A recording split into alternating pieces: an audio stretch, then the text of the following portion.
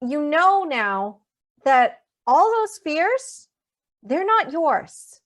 They didn't come directly from you. They came from your environment. And I talked about this yesterday when we were talking about where these fears come from and how you're influenced by your family, your friends, the media, social media. All of these things have contributed to you being fearful of your own body, your own intuition, and not being able to trust in yourself so that you can actually know what's best for you. And the truth is that birth is intuitive. It is something that you would be able to do instinctively if you could only get out of that fear. If you could get out of your thinking brain and into your mammalian brain, as Ina May Gaskin calls it, let your monkey do it, you would be able to birth effectively. This is why a lot of mammals, when you watch them birth, they're following their instincts. They're moving around. They're finding a secluded place. They're not out in the open and they don't have a lot of people around them. In fact, if you have ever had a cat give birth, then you know that trying to disturb that cat is not a good idea, because they will pick up their kitten and they will run under the bed and then they will try to birth the rest of them. In fact, this is what happened to my cat, Bella, is that she had wanted to labor close to me, but she did not want to be watched. So I had to drape a blanket around her and sit on the floor, and she was just laboring along. I had no idea when these kittens were going to be born. And I was just sitting there and watching my TV shows that I'd saved on the PVR. This was back when I was in my 20s, so it was before I had kids. Obviously, I would not be able to do this if I had kids, because the kids would be constantly asking, where's the kitten? Like, you know how it is, little kids get excited. But this was just me and my former partner, and Bella was in labor, and then all of a sudden he came into the room. He wanted to know what was going on, and he whips the blanket off, and he's like, oh, there's a kitten. And then Bella quickly runs under the bed, leaving behind that little defenseless kitten. Now, here's the sad part of this story, is that she had 2 kittens and only one survived. I'm going to give you a guess at which one didn't survive. It was the kitten that she left behind, because we had interrupted the birthing process. She did not have that moment to nurse her kitten, to lick her kitten as she was birthing the other one, and she completely forgot about that kitten. And because of that, she ended up ignoring that kitten, and he didn't make it through the night. And it was really sad to see that. And then I also did a few things that I'm not proud of with that birth, where I was trying to remove the placenta, but I didn't know how to do it properly because I'm not a cat and I didn't have those instincts. And I was just going by what the books said and what the information online was telling me. And that kitten ended up dying, partly because his mother abandoned him and partly because I didn't know enough at the time to really do what I needed to do to take care of things. And that was a lesson to me that I've now carried into my birthing journey. And as a childbirth educator, I'm always reminded every time that I'm reading about physiological birth, I start to think about that story with the kitten and Bella and what happened. And I'm like, yes, birth is not to be feared. It is to be respected. It is to be respected as a physiological process in which, if you interfere in that process without needing to interfere, everything ends up falling apart. And this is where a lot of the fear comes from, because we've been taught to control birth. And I talked about that yesterday when I said how the history of birth has been that our bodies are defective and that we need somebody to save us from it. But the truth is that nobody can save you from childbirth. You are the only one who can go through it. Nobody can birth this baby for you. So here's the thing. You can either stay in your fear and give up your power and have your birth go not exactly the way you want, because it's now heavily controlled and managed, and that way leads to more intervention. It leads to inductions, it leads to cesareans, it leads to episiotomy, it leads to tearing, it leads to breastfeeding issues, it leads to postpartum depression, it leads to all of these things because we're no longer respecting birth. We're no longer holding space for birth. Instead, we're trying to control birth. And by controlling birth, what we're really doing is we're getting high C-section rates. We have a 1 in 3 cesarean rate in North America. And that's not by accident. That's not because our bodies are broken. That's not because we're older, fatter, and don't know how to birth anymore. It's because the type of birth that we've been getting in mainstream care and the type of education that we've been getting has been all about control.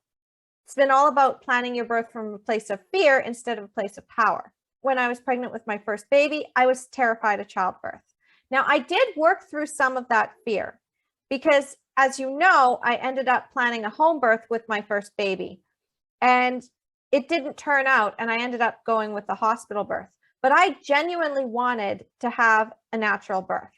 And if you were watching on day 2 yesterday, when I told you that I had thought that I'd be better off having a cesarean, well, I changed my mind the second that I found out I was actually pregnant. Because up until that point, I wanted to be a mother. And then I was saying to myself, you know, it's just one day out of my life, and then I'll be able to have my baby. So I'm okay with trying in the next year. But that next year didn't even come, because instead I got pregnant the same year. So a couple of months after I had made the decision that I was just going to be okay with it and that I would be able to get through that one traumatic day of my life, then I got pregnant. And I just remember going to the doctor and having them say, oh, we do our own epidurals here. And then I kind of tensed up because I hate needles. I have a huge phobia when it comes to needles. I can't stand them. And I also didn't want to stay in the hospital, and I didn't want an episiotomy. And now it was real for me. It wasn't this hypothetical thing that I might be able to deal with. Now it was real. Now this was an actual possibility that I was going to tear, that I was going to get an episiotomy, that I was going to get an epidural, that I was going to end up having a cesarean. All of these things that had been, oh, maybe this could happen, but it's not going to because I'm not pregnant. Now it was real. And when I realized it was real, I also realized that that's not what I wanted.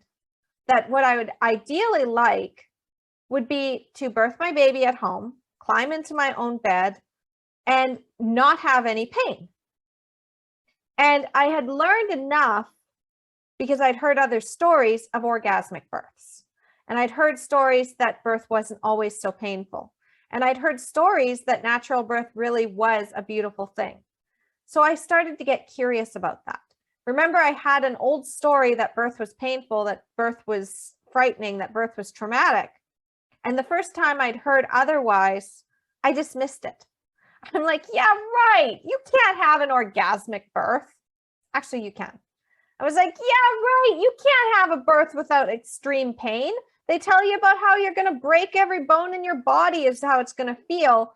And that pain is on par with childbirth. That was the idea I had. But that other story was out there. And I kept seeing more and more of that story, because one of the things about mindset is what you focus on gets stronger, and you start to see more of that. So I started to think, well, what if birth isn't actually that painful? What if I could have a pain-free birth? What if I could have an orgasmic birth? I'm kind of curious about water birth, and I'd rather have that. I'd rather have a home birth. So I started to do some research. This is when I came across the fear, tension, pain cycle. It's actually depicted in this book, Childbirth Without Fear. Grantley Dick Reed talked about the fear, tension, pain cycle. And so I learned about this in the mom blogs. There was a blog called Giving Birth Naturally. And so I learned that a lot of the pain was going to be because I would be in fear. If I tensed up, if I didn't feel safe, then I would have more pain. Well, this naturally led me to one of my 5 pillars of empowerment, which I've talked about before. And it was, I need the right environment. Because if I'm in the hospital, this isn't going to work for me. If I'm in the hospital, that's not going to be the right environment to make me feel safe, to make me feel supported, and to keep me away from all of those needles and scalpels and scissors and all of the things that I don't want. The only way for me to stay away from that is to stay home. So I already knew a little bit that I needed that right environment. And I had that in planning the home birth. And then at the same time, I'm like, okay, well, if I'm going to do that, I need to hire a midwife. And so I hired a midwife. And I thought that midwives all were created equal. So anyway, I realized that these care providers that I had hired, the midwives, I thought they were going to support me. And I also knew enough that doulas would also be more likely to help me facilitate a natural birth with less pain, because I had read those statistics as well. Now, this is true. Doulas do help, and so do hiring midwives, and so does having a home birth. However, that's not the whole story, and I didn't have the whole story. So I had the right education. I had the right environment. I had the right facilitator, or so I thought, and I had what I thought was the right support. The only problem is it wasn't optimized. I hadn't really figured out all of the details yet, and I didn't know the most important part, which is, of course, what this training is about, which is the right mindset. I didn't get out of my fear. I was just running away. And so when I was running away from the situation, I still hadn't addressed any of those issues. And what happens is when you're just running away without actually knowing how these things could come up and sabotage you, you end up getting exactly what you didn't want.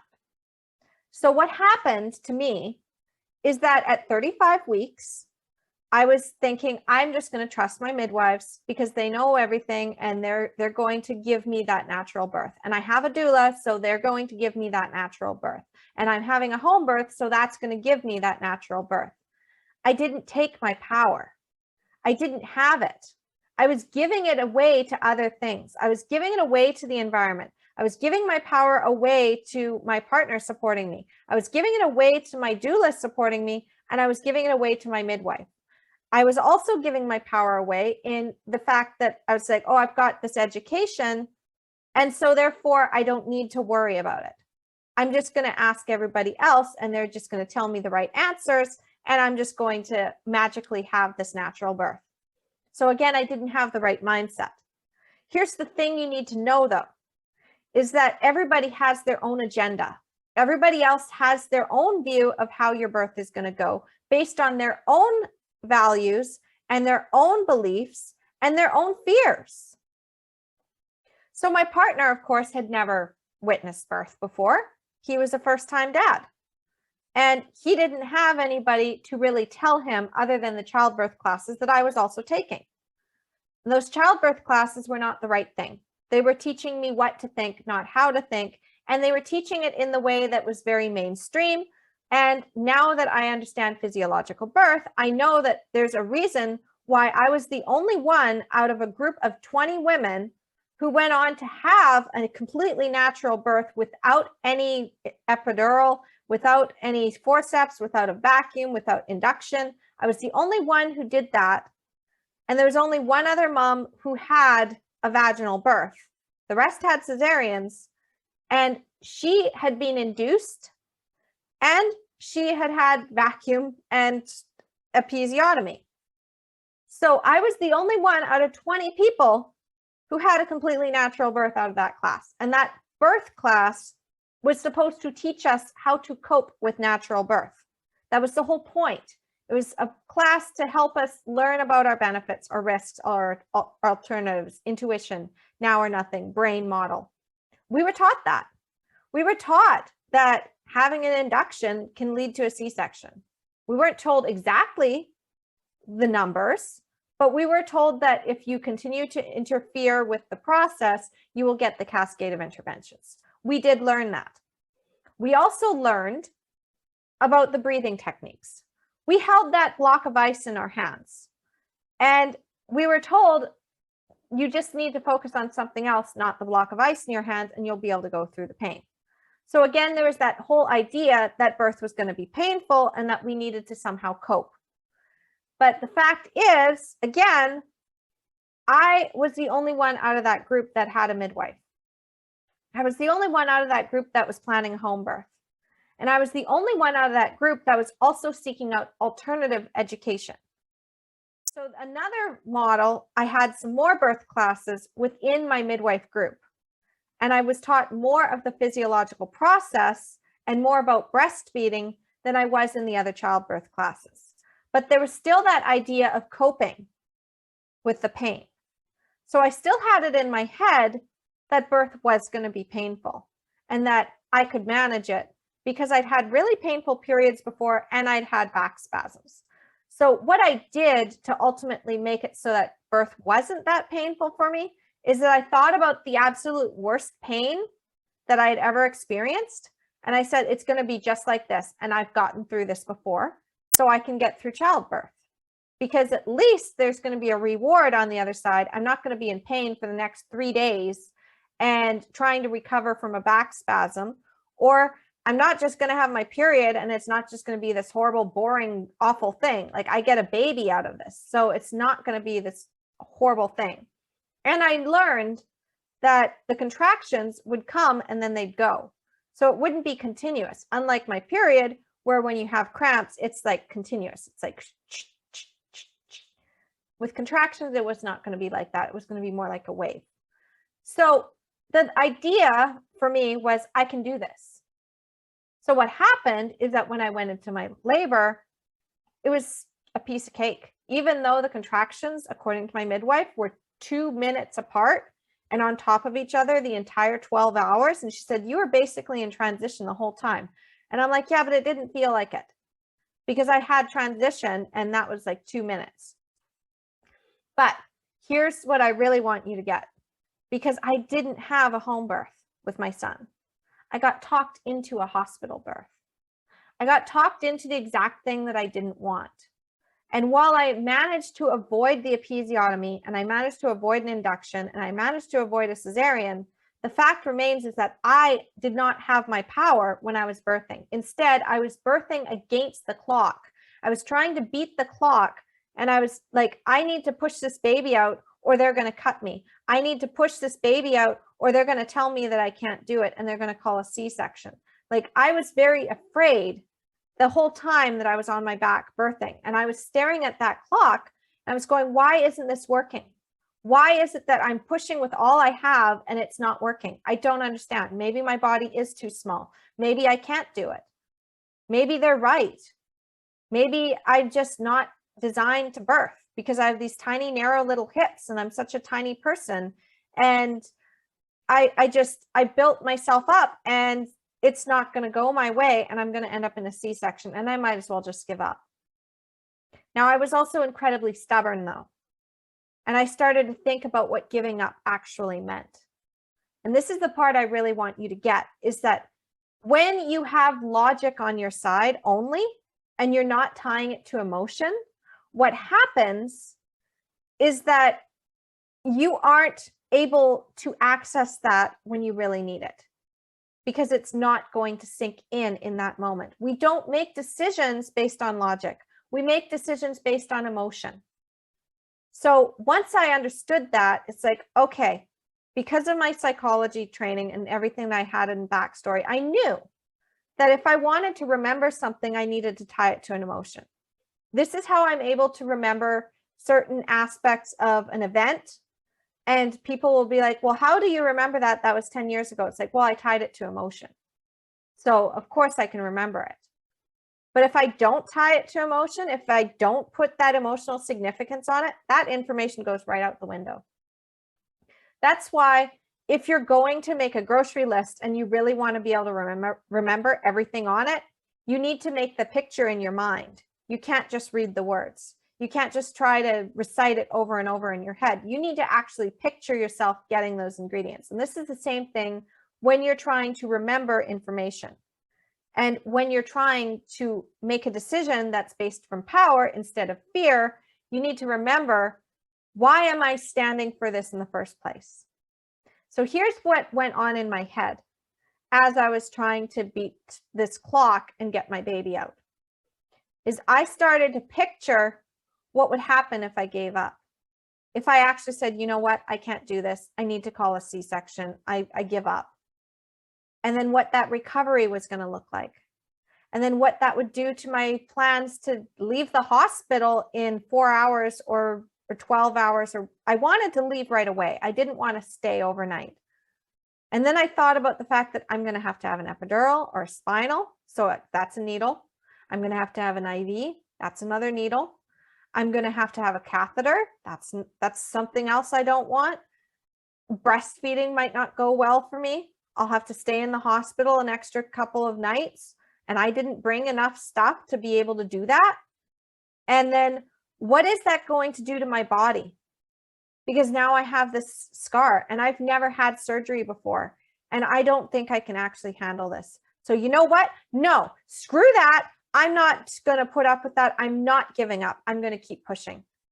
And I kept saying that to myself over and over. I'm going to keep pushing. I'm going to keep pushing because there's nothing wrong. My baby is still fine. I am still able to do that. And I heard my midwife in the background saying, she's strong. And I'm thinking, damn straight, I'm strong. I can do this. But if I had continued to look up into my partner's eyes and see the tears coming down his face and the fact that he thought that this wasn't going to work out the way that I wanted, and I believed in that, I would have given up and I would have had the C-section. It came from inside. It came from realizing just the impact that it was going to make on me to do this. And this is the same thing that I did with my birth with my daughter, when it looked like I was going to be transferred back to the hospital and they were going to break my water and they were going to try and run Pitocin and get that labor moving, because as a second-time mom, I should have gone faster.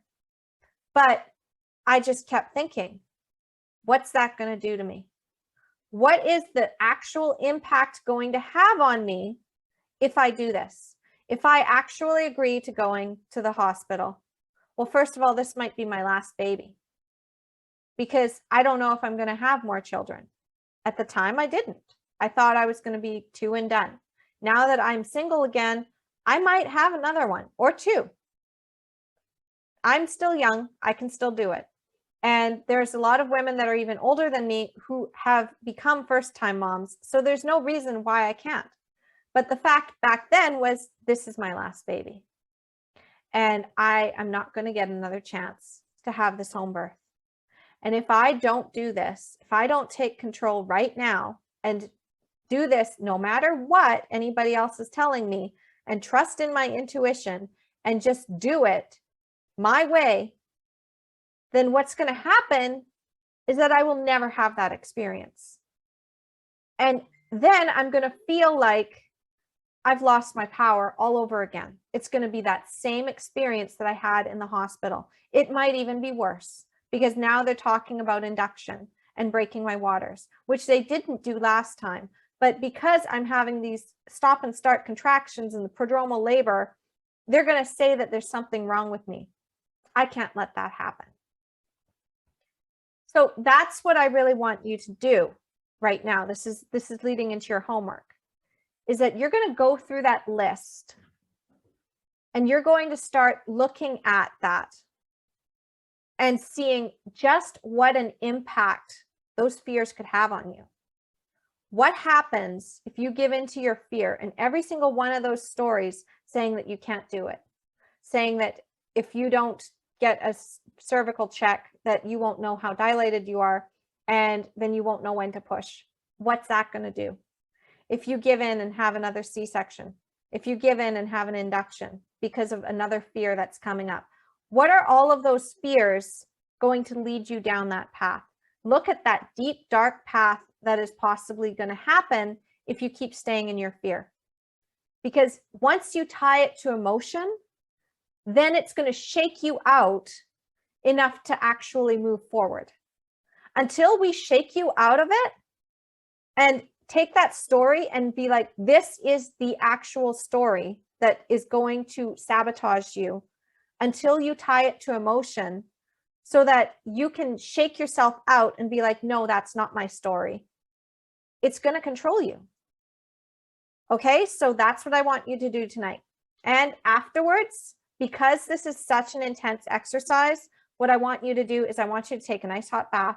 I want you to light some candles. I want you to put on some nice calming music. I want you to relax the rest of the evening. And I want you to take that time to just do some self-care, because this is heavy. This is heavy stuff, but it's necessary in order for you to move forward tomorrow. Okay? So I will see you soon. And just, as I said, take care of yourself after this. All right.